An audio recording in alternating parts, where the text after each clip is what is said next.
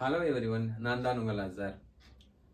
மறக்காமல் என்னோட பேஜை ஃபாலோ பண்ணிட்டு வீடியோ பார்த்தீங்கன்னா நல்லாயிருக்கும். இப்போ பார்த்தீங்கன்னா பயன்றது எல்லாருக்கும் இருக்கும். இப்போது அந்த உணர்வு இல்லாத மனுஷங்களே கிடையாது. பயன்றது சின்ன குழந்தையிலேருந்து பெரியவங்க வரைக்கும் இருக்கும்.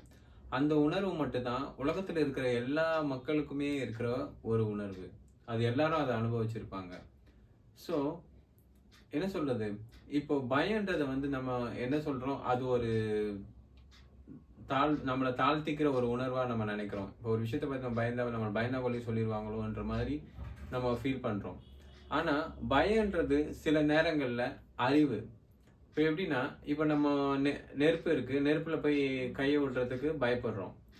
ஏன்? அது பயமா இல்ல அறிவா? அது அறிவுன்னு தான் சொல்லணும். ஏன்னா நெருப்ப தொட்டா சுடுன்றது நம்மளுக்கு தெரியும். தேவையில்லாம நம்ம என்ன எதுக்கு போய் தொடணும்? அது அறிவு. இப்ப நம்ம வண்டி டிராஃபிக்ல வண்டி ஓட்டிட்டு இருக்கோம் ரோட்ல. அப்ப திடீர்னு வேகமா ஹார்ன் அடிக்கிறாங்க. ஹார்ன் அடிச்சோம்னா நம்ம ஒதுங்கி போறோம். சில நேரத்துல ஒதுங்கி போனா மேக்ஸிமம் டைம் ஒதுங்கி போறோம். அதுக்காக நம்ம அவங்களுக்கு பயந்துட்டோம்னு இல்ல. ஸோ அது ஒரு அறிவு. ஸோ அவன் தான் அறிவு இல்லாம நடந்துக்கிறான்னா, நம்ம அறிவோட நடந்துக்கிறோன்றது ஒரு விதமான அறிவு. ஸோ ஆனா இந்த பயத்துல இருந்து நம்ம வெளிவரணும். அந்த பயத்தை நம்ம அறிவா மாத்தணும். அதுதான் முக்கியம். இப்போ நம்ம ஏற்கனவே ஒரு தப்பு பண்ணியிருப்போம். திரும்ப அதே மாதிரி சூழ்நிலை நமக்கு நடக்கும். அந்த நடக்கும்போது நம்ம பயப்படுறோம். ஐயோ, லாஸ்ட் டைம் நடந்த மாதிரி நடந்துருமோ அப்படின்னு சொல்லிட்டு.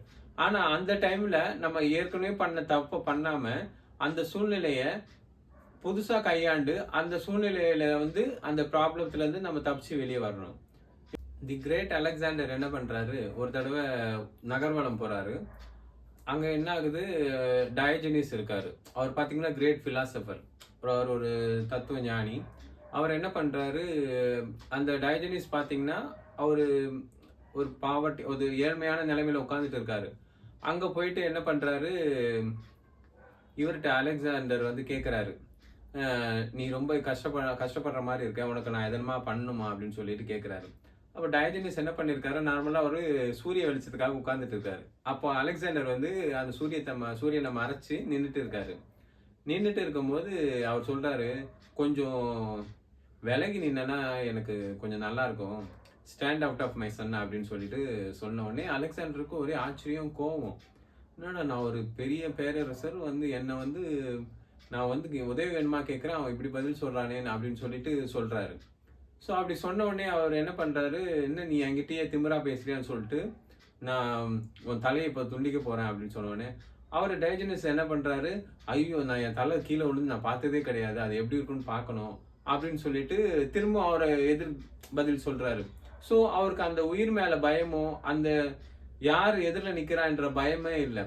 ஸோ அலெக்சாண்டர் சொல்றாரு, நான் மட்டும் அலெக்சாண்டரா இல்லை அப்படின்னா நான் டயஜனிஸ் மாதிரி வாழணும் அப்படின்னு சொல்லிட்டு ஆசைப்படுறேன் அப்படின்னு சொல்லுவாரு.